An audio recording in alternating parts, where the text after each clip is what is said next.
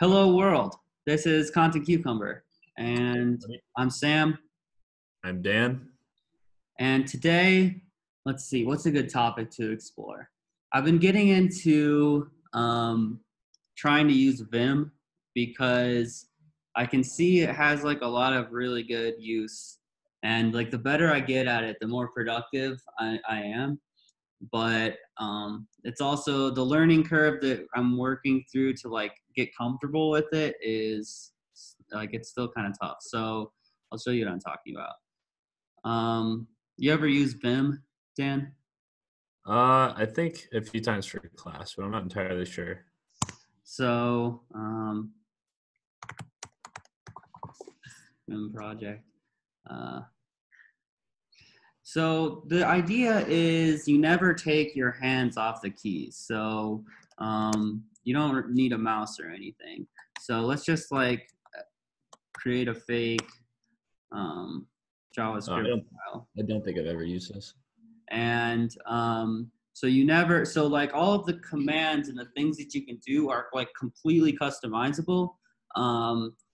So for instance, like, let's say I have a line here. I press I to insert, and then I write like, constant, my name equals Sam. And I'm still not great at it.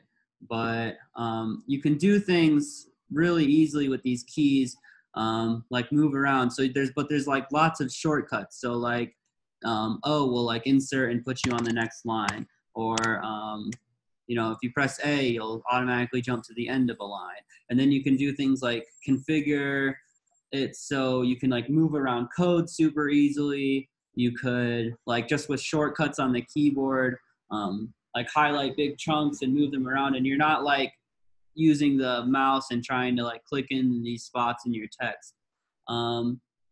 Because like generally the more I'm using Vim, the more I realize that like if you properly like utilize the keyboard, it'll do like anything you want it to do.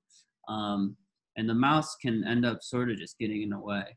But that said, it's still like the fact just that it's a little unfamiliar to me makes it like a little difficult to like just do my everyday work stuff in here.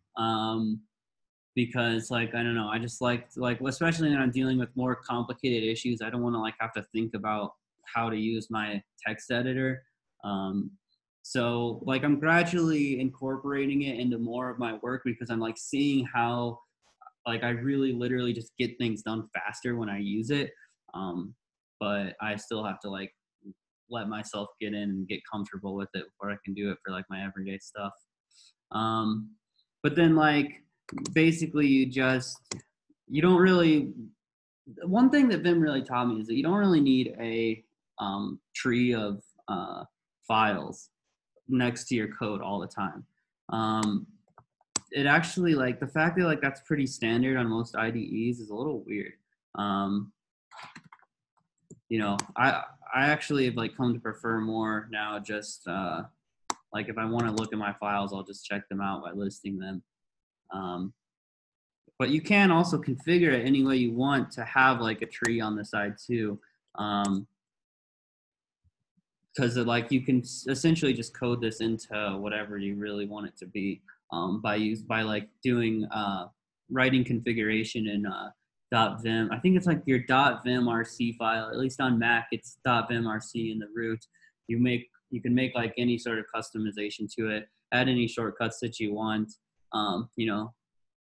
Put in like autofill and auto imports and stuff like that. So I found that to be a fun thing to check out. And if you've never looked into Vim, it's a little frustrating at first, but once you get the hang of it, it's really neat.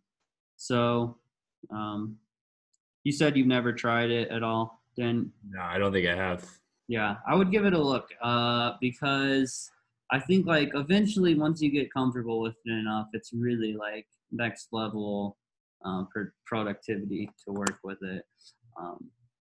Because you can configure it to like exactly how you want. So anyway, that's my hello world. So hello world and goodbye. And as always,